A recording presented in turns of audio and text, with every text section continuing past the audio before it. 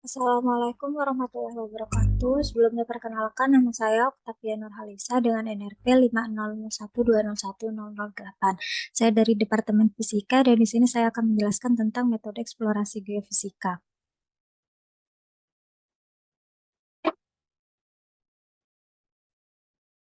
Adapun subbahasan yang akan saya jelaskan yaitu yang pertama pengenalan tentang geofisika, yang kedua parameter-parameter geofisika, yang ketiga tahapan dalam metode geofisika, yang keempat struktur dalam bumi, dan yang kelima penjelasan setiap lapisan bumi.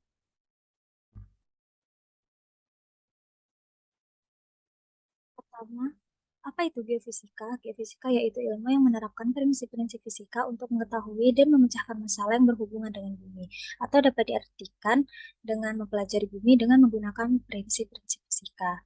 Lalu apa saja sih yang akan dipelajari pada geofisika? Yang dipelajari yaitu bagian-bagian bumi yang tidak terlihat secara langsung di permukaan melalui pengukuran sifat fisikanya. Lalu mencakup juga pengukuran dan interpretasi sehingga mendapatkan informasi mengenai struktur bawah permukaan. Contohnya yaitu seperti membedakan keadaan dan sifat dari mantel bumi, selubung bumi, dan inti bumi dari gelombang seismik.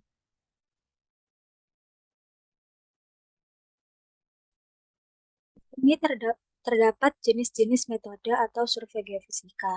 Ada metode seismik, metode gravitasi, metode magnetik, dan metode elektrik. Di mana metode elektrik ini terdiri dari resistivitas, induksi polarisasi, potensial diri, elektromagnetik, dan radar.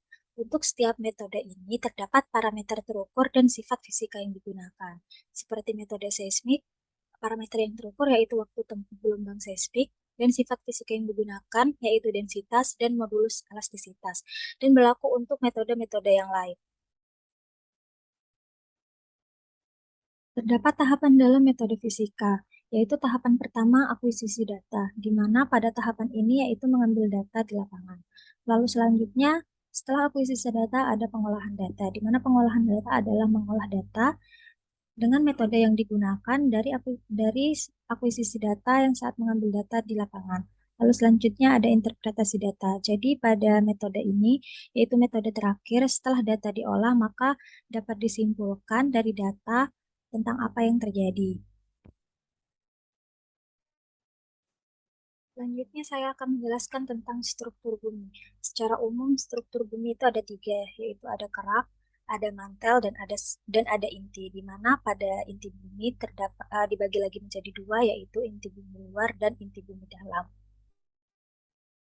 Lalu untuk setiap bagiannya terdapat unsur kimia yang berbeda-beda di setiap lapisannya.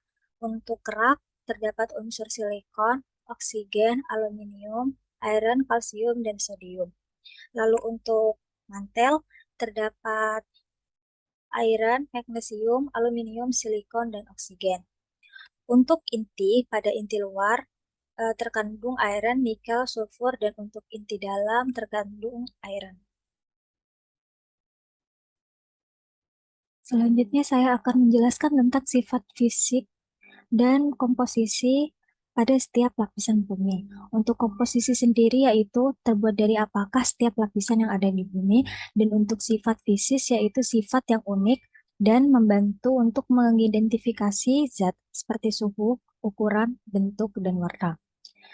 Bumi dianalogikan sebagai coklat chip cookies. Coklat chip cookies. Di mana pada coklat chips ini komposisinya terdiri dari tepung, telur, gula, coklat, baking powder, dan lain-lain.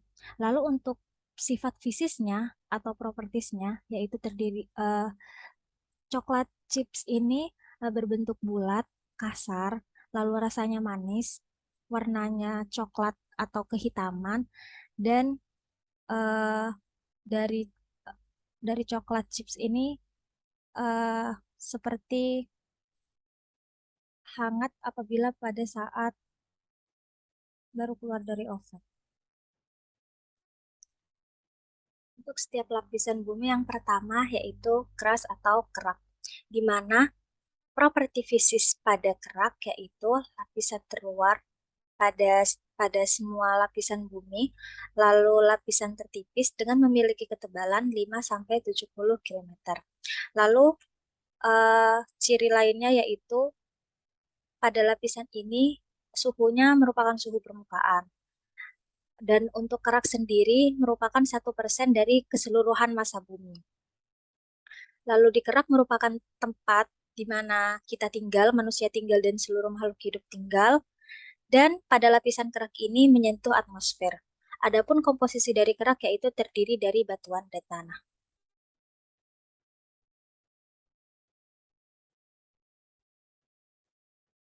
Jika dilihat dari keseluruhan bentuk bumi dan saat dipecah menjadi beberapa bagian, maka dapat terlihat dari seluruh lapisan bumi, kerak merupakan lapisan yang sangat tipis. Kerak memiliki dua tipe, yaitu tipe pertama, kerak kontinental, lalu yang kedua yaitu keras oceanic atau kerak samudra, di mana ciri dari kerak kontinental ini merupakan tanah yang kering, lalu terdapat granit, dan densitasnya kurang padat dibandingkan dengan kerak samudra. Lalu untuk ciri dari kerak samudra yaitu terdapat di dasar laut, basal atau lebih tipis daripada kerak benua, tapi densitasnya lebih besar daripada kerak kontinental.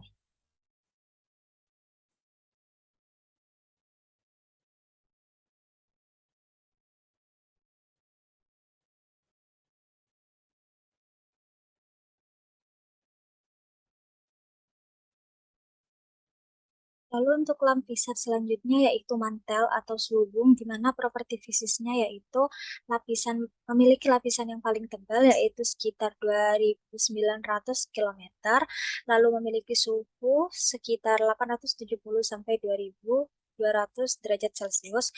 Lalu dari keseluruhan bumi untuk mantel sendiri merupakan 66% dari massa bumi. Lalu untuk komposisinya sendiri terdiri dari batu cair dan magma. Lalu selanjutnya penjelasan tentang inti bumi, di mana untuk physical propertiesnya inti bumi merupakan bagian yang sangat panas, di mana inti bumi memiliki suhu sekitar 2.200 sampai 4.400 derajat Celcius. Pada inti bumi ini strukturnya sangat padat, memiliki tekanan yang tinggi, uh, kedalamannya yaitu 6.400 km dari permukaan, 33% dari keseluruhan massa bumi, dan tentang ukuran dari inti bumi ini dapat dianalogikan seperti massa Mars, planet Mars. Untuk komposisinya sendiri terdiri dari besi dan nikel. Selanjut, Selanjutnya litosfer, di mana litosfer ini merupakan bagian dari kerak dan mantel atas. Untuk ciri-cirinya sendiri yaitu lapisan terluar, lalu kaku, lalu terbagi menjadi beberapa bagian atau lempeng tektonik dan terdiri dari batu dan tanah.